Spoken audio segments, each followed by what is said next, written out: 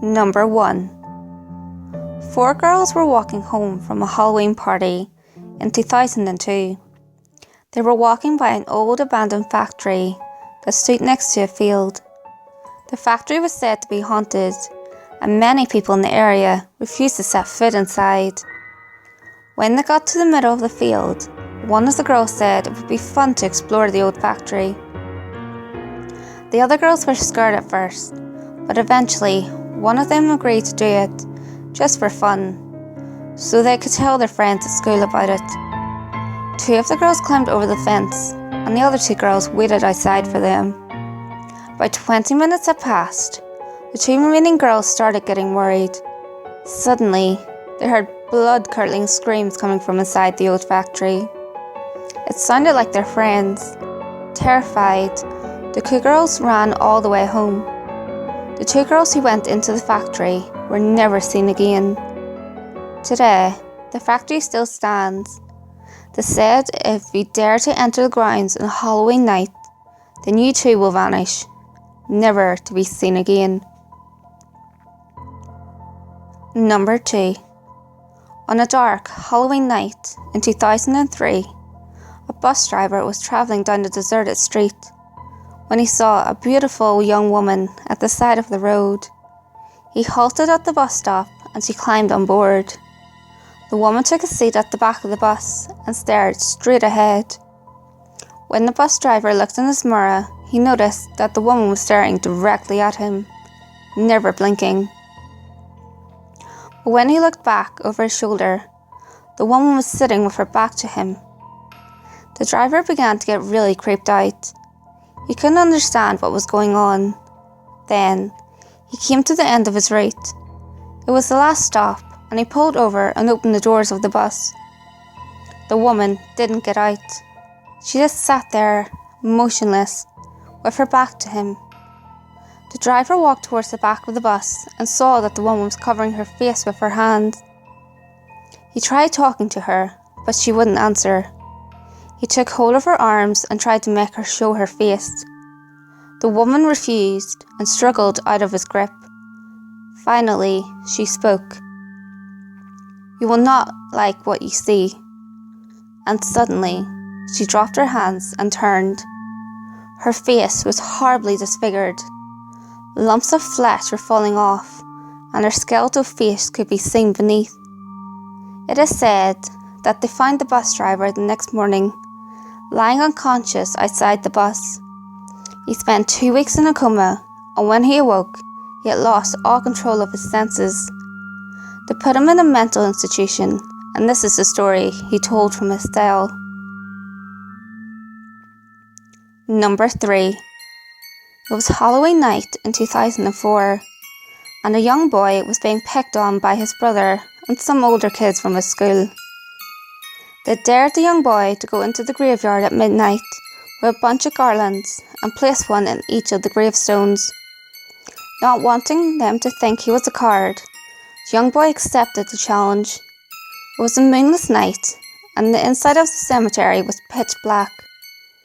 The rusty gates of the cemetery opened with a creak, and the boy cautiously entered.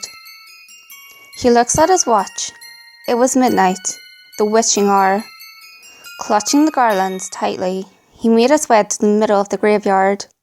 He was shaking with fear, but he tried to steady his nerves.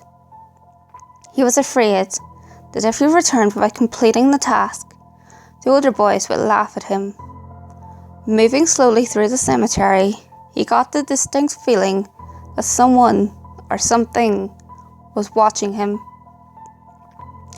Finally, he managed to place each garland on a gravestone, and his task was complete. "Well, that's all of them," he whispered to himself. Just then, he felt a cold hand on his shoulder, and a voice hissed, "You forgot mine." Number 4. One Halloween night in 2005, a 16-year-old girl named May and her friends, Irene, Kate and Leslie, were out driving to a Halloween party outside of town. So, of course, they took the freeway. The car was slowing down, like it was running out of gas, but the meter said it was full. May and Leslie went to check out the engine.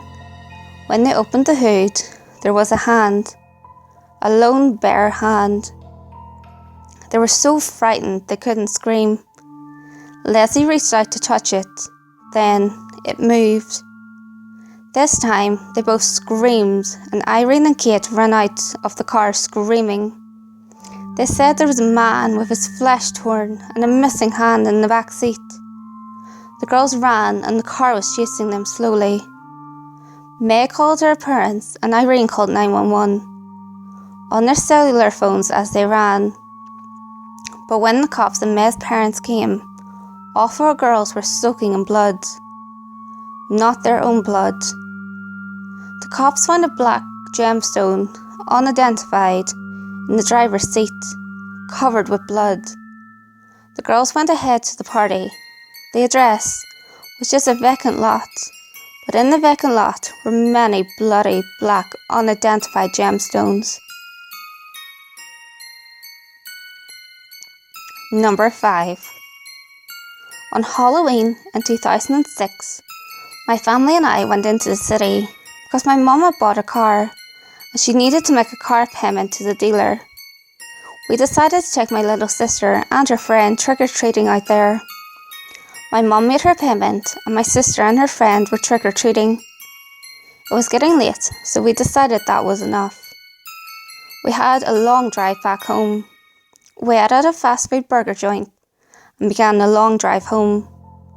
When we were on the freeway, a car was driving right next to us, and the driver was wearing a mask, staring right at us. Everybody started to get scared. He was keeping up with us and had his head turned sideways, staring for about 10 minutes. Then he just turned and looked ahead and drove past us. A year later, in 2007, I was driving home one night. Again, it was Halloween. I was with my little brother, whom I took trick-or-treating. We stopped to get something to eat. We were on the freeway with lots of other cars. One happened to pull up beside us while we were going about 60 miles per hour.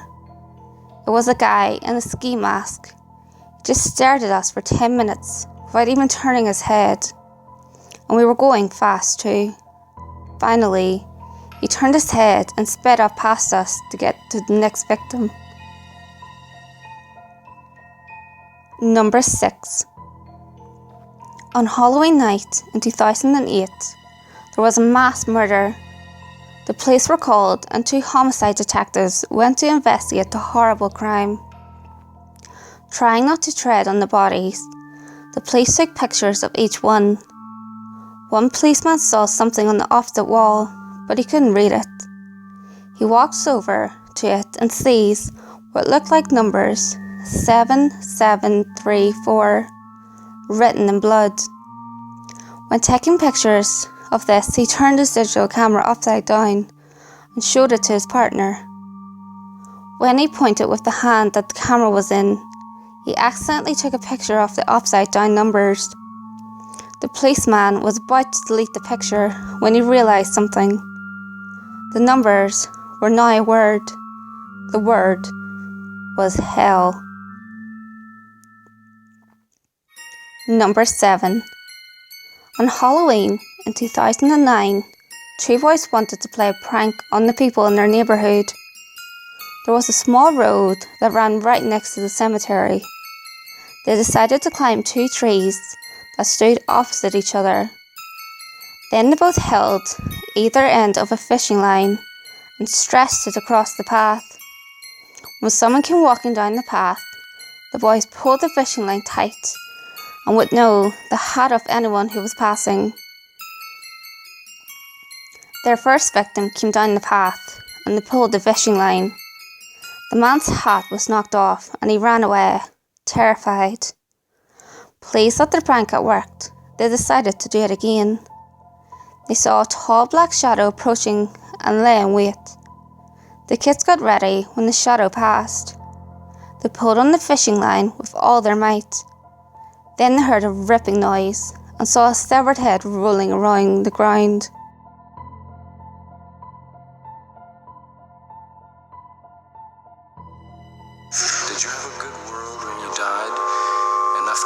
a movie